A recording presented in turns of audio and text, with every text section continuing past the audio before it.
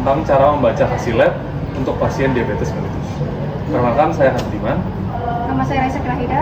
Nama saya Aurora Melani Putri. Saya Salwa Agustiana. Saya Divita Susilawati. Saya Spanadia Cynthia. Saya Rin Ramadhani. Selamat menyaksikan. Ya, jadi dari hasil ini ada hasil lembaran laboratorium klinik dari klinik Prodia, tanggalnya 30 September 2025. Berikut adalah hasil yang penting untuk dari laboratoriumnya. Yang pertama ada HbA1c-nya, itu adalah 6,2%, jadi di atas batas normal yaitu 5,7. Keterangannya adalah ini memasuki kategori pre-diabetes, tapi masih dalam diabetes terkendali. Estimasi glukosanya atau EEAG itu 131, lalu kemudian ada kolesterol totalnya itu adalah 209, itu masih sedikit di atas batas normal yang di atas 200. Lalu ada kolesterol jahatnya LDL, kolesterol LDL-nya adalah 146, itu terhitung tinggi karena batas normalnya di atas 100 mg. Lalu kemudian ada kolesterol baiknya HDL, itu ada 46, termasuk cukup baik karena dia HDL selama di atas 40 itu dihitung baik. Lalu trigliserida yang muncul 149, batas normalnya mendekati batas normal yaitu 150.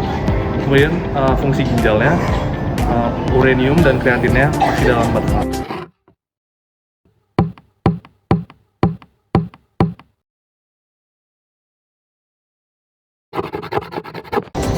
Di sini juga ada edukasi berbasis teknologinya, di mana sekarang kita coba menghubungkan hasil dengan teknologi kesehatan modern yang bisa membantu pengelolaannya.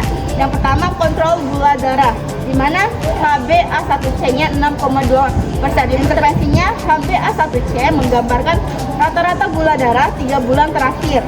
Nilai 6,2% menunjukkan adanya prediabetes atau kontrol diabetes yang belum optimal. Teknologi yang bisa digunakan bisa glukometer digital dan aplikasi mobile yang bisa mencatat gula darah harian dan otomatis tersimpan di HP teman-teman. Bahkan bisa dibagi ke dokter.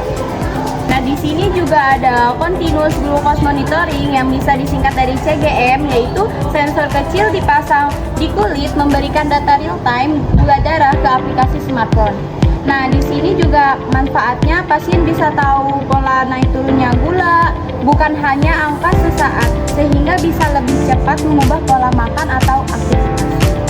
Kedua, profil lipid atau kolesterol dan trigliserida, interpretasi LDL tinggi 146 mg atau DL meningkatkan risiko penyakit jantung dan stroke. HDL cukup baik, tapi kolesterol total agak tinggi.